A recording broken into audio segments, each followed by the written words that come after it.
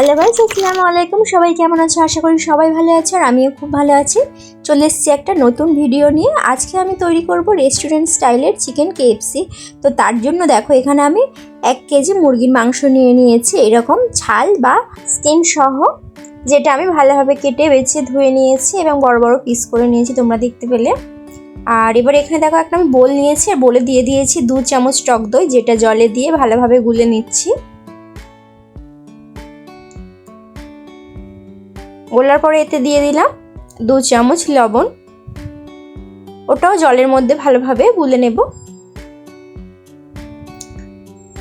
তো গোলা হয়ে গেছে, এবার সেই মাংসগুলো একে একে এই জলের মধ্যে চুবিয়ে রাখবো আধা ঘন্টার মতো।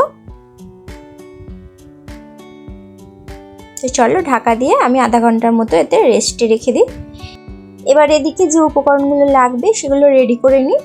দেখো, তাই ফার্স্ট আমি এখানে একটা বোল আবার নিয়ে নিয়েছি, তাতে 2টো ডিম আমি ফাটিয়ে নিচ্ছি। যেহেতু এখানে 1 কেজি চিকেন রয়েছে, তো 1 কেজি চিকেনের জন্য 2টো ডিম এনাফ। তো চলো, ডিম দুটো ফাটানোর পরে এতে 1 চিমটি আমি গোলমরিচ দিয়ে দিচ্ছি, আর দিয়ে দেবো হচ্ছে 1 চামচ ময়দা আর অল্প একটু নুন, যেটা দিয়ে ভালোভাবে আমি ফাটিয়ে নেব ডিমের সঙ্গে। আমার ফাটানো কমপ্লিট। এবার এটা আমি সাইডে রেখে দিচ্ছি।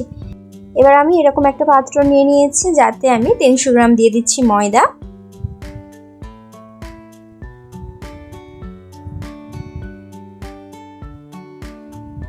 আর 100 গ্রাম হচ্ছে কর্নফ্লাওয়ার। এবার দিয়ে দেব পরিমাণ মতো নুন, 2 চামচ আদা রসুন বাটা। তোমাদের কাছে যদি হচ্ছে আদা রসুনের পাউডারটাও পাওয়া যায়, গুঁড়ো বা পাউডার, সেটাও ব্যবহার করতে পারো। তারপরে দিয়ে দিচ্ছি হচ্ছে অরিগ্যানো। এবার দিচ্ছি আবার গোলমরিচের গুঁড়ো 1 চামচ মতো, আর দিয়ে দিচ্ছি 2 চামচ কাশ্মীরি লঙ্কা। এবার দিয়ে দেব মিক্স হার্বস ফ্লেভারের জন্য, দিয়ে এইগুলো ভালোভাবে আমি ময়দাটার সঙ্গে মিশিয়ে নেব খুব সুন্দরভাবে। এবার ওপর থেকে দিয়ে দিচ্ছি বেকিং সোডা। এটা দেওয়ার পরে আবার ভালোভাবে সুন্দরভাবে দেখো মিশিয়ে নিচ্ছি। আমার রেডি। এবার এটা আমি সরিয়ে রেখে দেব। এখানে দেখো আমার আধা ঘন্টা হয়ে গেছে। এবার জল থেকে চিকেনগুলো আবার সুন্দরভাবে তুলে নিচ্ছি এবং এরকম একটা প্লেটে সাজিয়ে নিচ্ছি।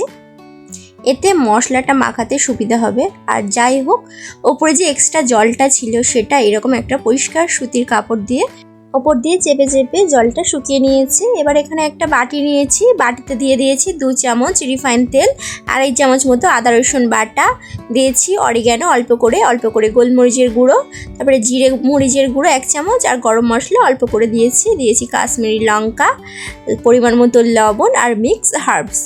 এগুলো দিয়ে ভালোভাবে আমি মেখে নিচ্ছি। দেখো, আর কাশ্মীরি লঙ্কাটা দেওয়ার এখানে একটাই কারণ, যে রঙটা খুব সুন্দর আসবে তাই। যাই হোক, দেখো মশলাটা খুব সুন্দরভাবে মেখে নেওয়ার পরে ওপর দিয়ে হাত দিয়ে এইভাবে আমি আস্তে আস্তে করে চিকেনের মধ্যে মশলাগুলো মেখে নিচ্ছি বা লাগিয়ে নিচ্ছি। আর আস্তে আস্তে কাজটা করবে, কারণ দেখতে পাচ্ছ ওপরে যে স্কিনটা খুব নরম হয়ে যায়, এটা খুলে যাওয়ার সম্ভাবনা থাকে। তাই আলতো আলতোভাবে মশলাগুলো এইভাবে উল্টে পাল্টে ভালোভাবে মেখে নেব। তো চলো মশলাগুলো মেখে নিই।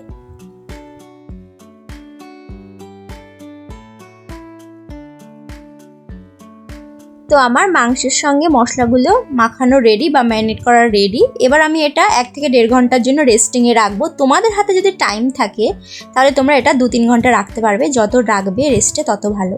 তো 1.5 ঘন্টা পরে আমি ময়দার মিশ্রণটা আবার নিয়েছি এবং ময়দার মিশ্রণে প্রথমে একটু অল্প জল দিয়ে আবার ভালোভাবে ময়দাটা মেখে নিয়েছি। তো এখানে আমি ডিমের মিশ্রণটা নিয়ে নিয়েছি এবং মাংসের থেকে দেখো একটা লেগ পিস ফার্স্ট নিয়েছি, নিয়ে ডিমের মিশ্রণটার মধ্যে ভালোভাবে চুবিয়ে নিয়েছি একবার। এবার এটা ময়দার মিশ্রণের উপর রাখলাম এবং প্রথমে আমি ময়দা ছড়িয়ে ছড়িয়ে কোট করে নিলাম।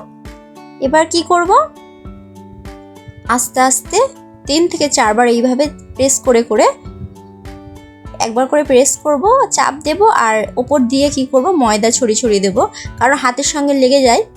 তাই এইভাবে ওপর দিয়ে ময়দা ছড়িয়ে দিতে হয়। তো এইরকম করে করে আমি চিকেনগুলো রেডি করব। তো দেখো তোমাদের সামনেই করছি কিভাবে।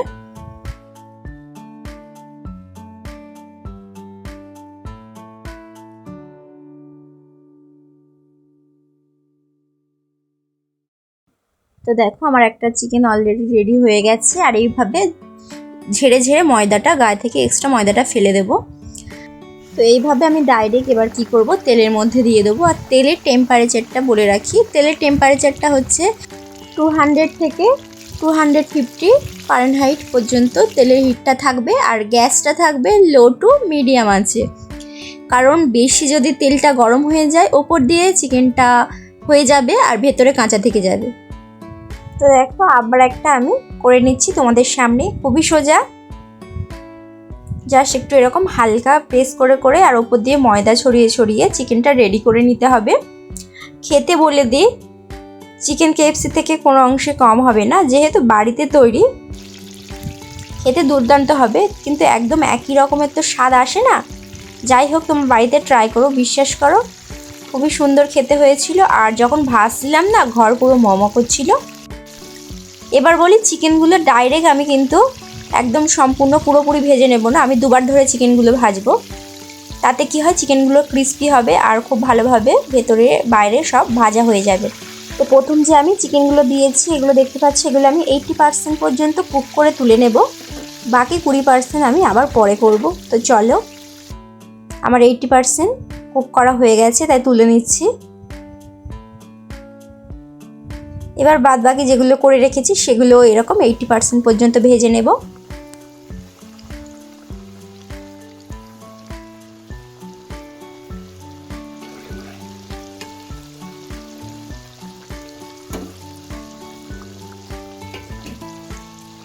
তো এইগুলো আমার 80% ভাজা হয়ে গেছে কুক করা, তো এগুলো আমি তুলে নিচ্ছি।